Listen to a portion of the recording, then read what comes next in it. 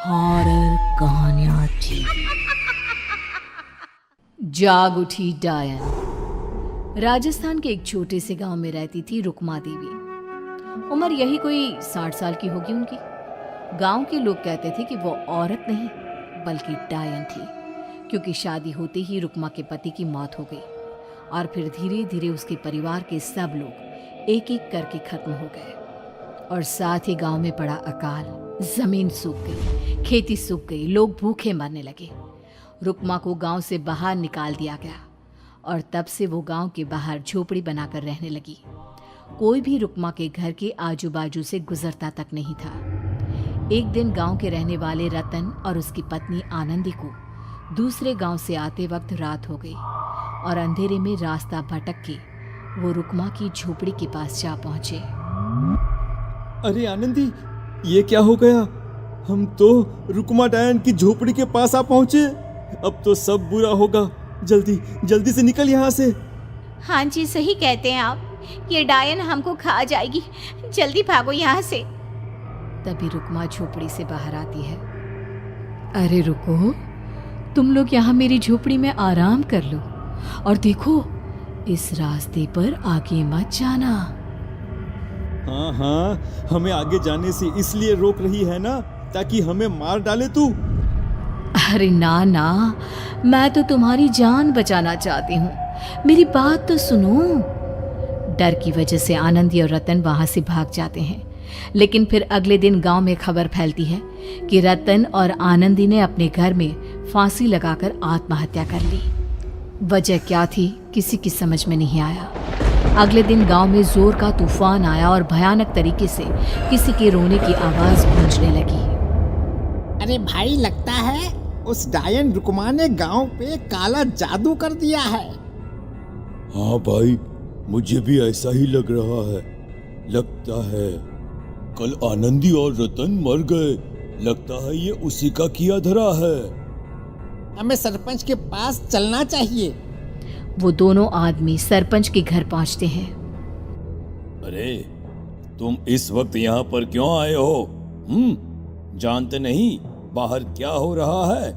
कितनी डरावनी आवाज गांव में गूंज रही है। बस मालिक, किसी तरह आ गए। पूरे गांव वालों की जिंदगी का सवाल है। अरे मालिक, ऐसे तो सब एक एक करके मर जाएंगे। तो क्या चाहते हो?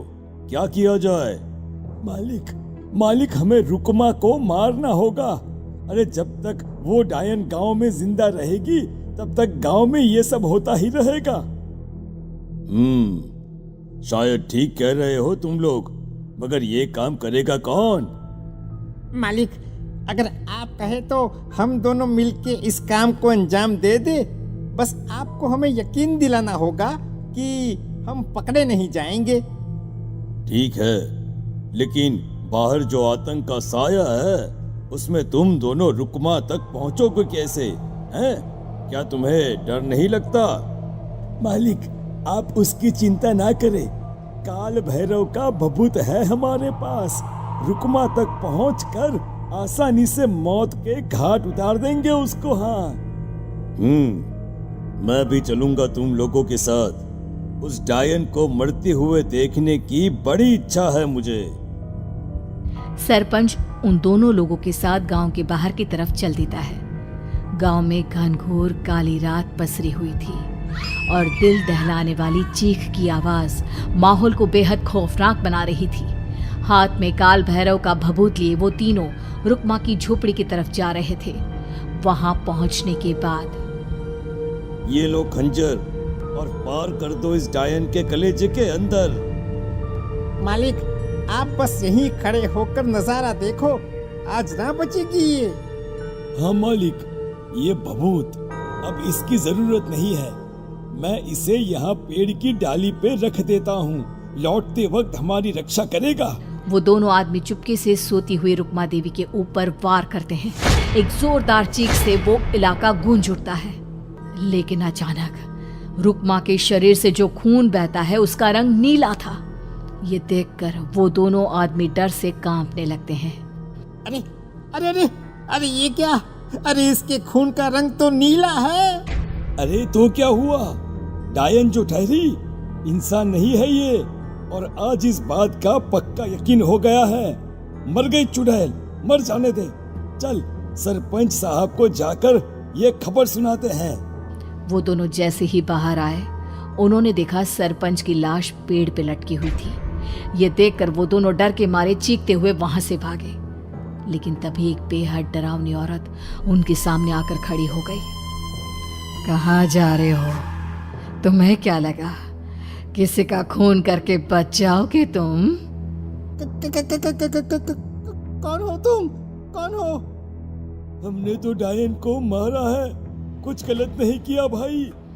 वो डायन नहीं थी, वो इस गांव की रक्षा कर रही थी। तुम कौन हो? और तुम्हें कैसे पता वो कौन थी? उसने रतन और आनंदी को मार डाला।